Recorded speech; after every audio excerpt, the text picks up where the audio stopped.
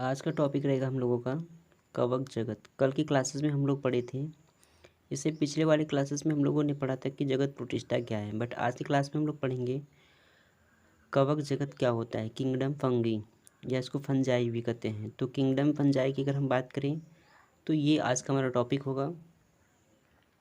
तो चलिए आज की क्लास में हम डिस्कशन कर लेते हैं कि कवक जगत क्या होता है। तो सबसे पहले इसमें देखिए कुछ लाइनिंग लिखा गया है, इसमें समझिए आराम से। वनस्पति विज्ञान की वह शाखा जिसके अंतर्गत कवकों का अध्ययन करते हैं उसे क्या कहते हैं, कवक विज्ञान या माइकोलॉजी कहते हैं। मतलब अगर हम कवक का अध्ययन करते हैं तो उस कवक के अध्ययन को क्या कहते हैं।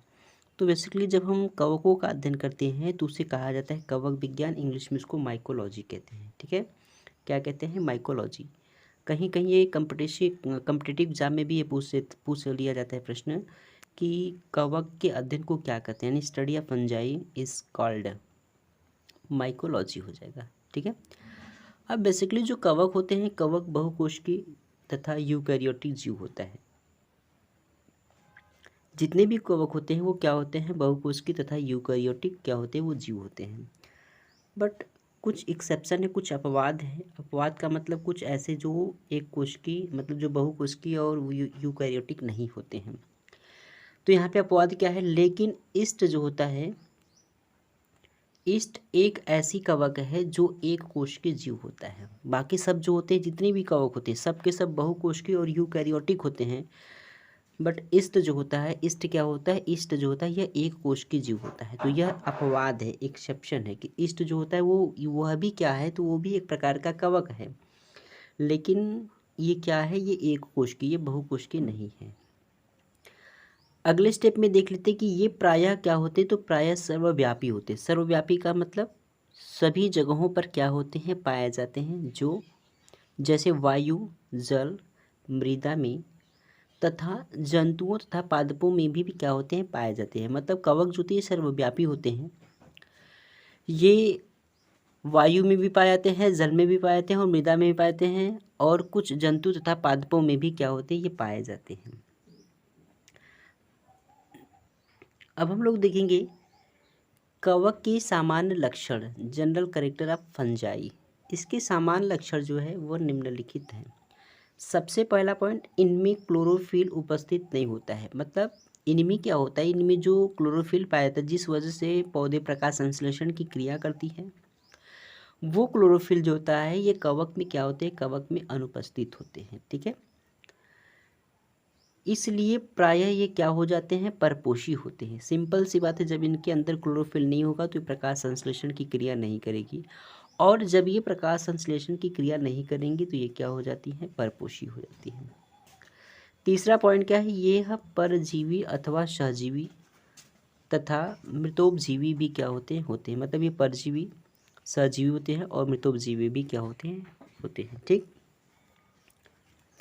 कवक जो होते हैं, इसके नेक्स्ट पॉइंट बताएंगे कि कवक सूक्ष्म पौधे होते हैं तथा इनकी रचना क्या होती है, सरल होती है। मतलब जो कवक होते हैं ये एक छोटा पौधा होता है, बहुत ही सूक्ष्म होता है, और इनकी जो रचना होती है वो क्या होती है, इनकी रचना भी क्या होती है, सरल होती है। ठीक है, आगे की तरफ देख लेते हैं।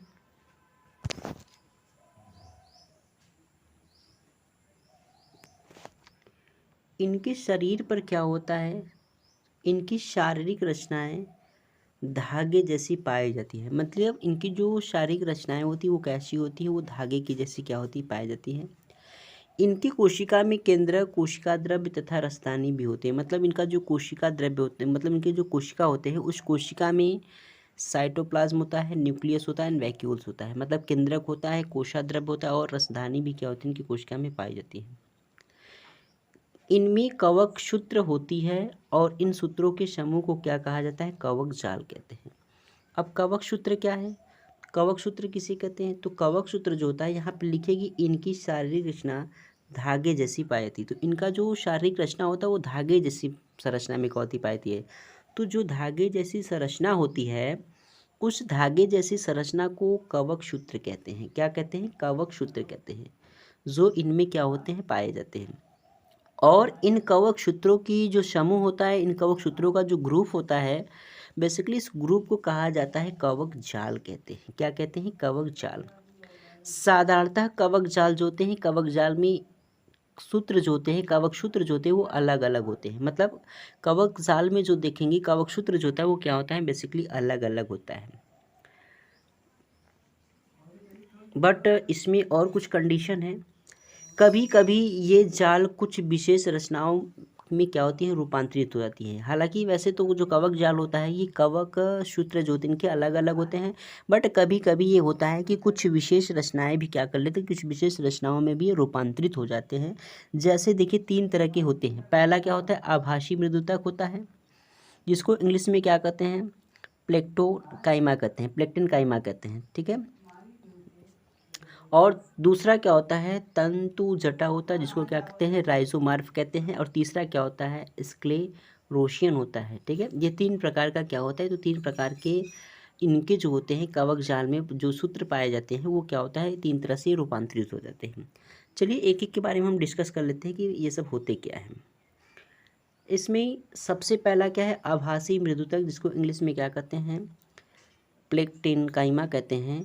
तो प्लेक्टिनकाइमा जो होता है इनमें कवक सूत्र आपस में लिपटकर मोटी भित्ति वाला ऊतक बना लेते हैं। मतलब इनमें जितने भी कवक सूत्र होते हैं वो सभी कवक सूत्र क्या करते हैं, आपस में लिपट जाते हैं। तो सारे कवक सूत्र आपस में लिपट करके एक मोटी भित्ति वाला ऊतक बना लेते हैं। कैसी? तो मोटी भित्ति वाली क्या बना लेती है, ऊतक बना लेती है, और उसे क्या कहा जाता है, आभासी मृदुतक कहते हैं। दूसरा क्या है, तंतु जटा क्या है, ठीक है, राइजोमॉर्फ क्या है। इनमें कवक सूत्र आपस में लिपट कर मोटी जड़ों के समान संरचना बनाते हैं।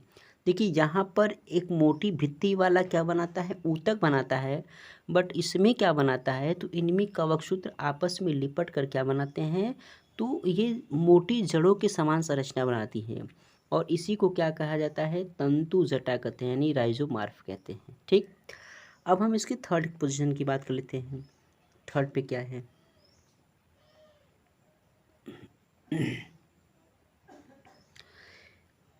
क्लेरोशियम। क्लेरोशियम क्या है, तो इनमें आपस में उलझे कवक सूत्र जो होते हैं ये बीच बीच में कुछ कड़ी गोलाकार गद्दीदार रचना बनाते हैं। मतलब इनमें जब ये जो आपस में क्या होते हैं, आपस में जो कवक सूत्र होते हैं, जब ये कवक सूत्र आपस में उलझ जाते हैं, ठीक है, और जब ये उलझते हैं तो इनके बीच बीच में क्या होते हैं, कुछ कड़ी गोलाकार गद्दीदार जैसी क्या होती है, संरचनाएं बनती है, और उसी को क्या कहा जाता है, तो उसी को कहा जाता है क्लेरोशियम कहते हैं। क्या कहते हैं, क्लेरोशियम कहते हैं। अब इसके अगले पॉइंट की बात करते हैं। कवक में जनन जो होता है, कायिक जनन में खंडन, विखंडन तथा मुकुलन विधि द्वारा क्या होता है इसमें, ठीक। और अलैंगिक जनन में क्या होता है, तो अलैंगिक जनन में बीजाणु, जिसे कोनिडिया भी कहते हैं। तो ये जो बेसिकली था, ये बेसिकली क्या था, ये था कवक के सामान्य लक्षण। तो सबसे पहले हम लोगों ने पढ़ा जगत मोनेरा।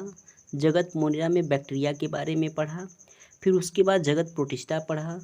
जगत प्रोटिस्टा के बाद फिर क्या पढ़ रहे हैं, जगत जो है कि कवक है, तो कवक हम लोगों का स्टार्ट हो गया है। इसके बाद हम पढ़ेंगे शैवाल, तब जाकर के ये टॉपिक हमारा क्या होगा, कंप्लीट हो जाएगा, ठीक है। तो अब देखिए कल के क्लासेस से क्या किया गया, तो कल की क्लासेस में जो टॉपिक पढ़ाया गया तो वहाँ से 2 प्रश्न हैं जिसका आंसर आप कमेंट बॉक्स में लिखकर बताएंगे। सबसे पहला है कि प्रोटिस्टा शब्द का प्रयोग किसने किया था, ठीक है। प्रोटिस्टा शब्द का प्रयोग किसने किया था, ये कल ही मैंने बताया था। दूसरा है प्रोटिस्टा शब्द की उत्पत्ति ग्रीक भाषा के किस शब्द से लिया गया है। तो 2 प्रश्न है जिसका जवाब आप कमेंट बॉक्स में लिख करके बताएंगे कि प्रोटिस्टा शब्द का प्रयोग किसने किया था और प्रोटिस्टा शब्द की उत्पत्ति ग्रीक भाषा की किस शब्द से लिया गया है।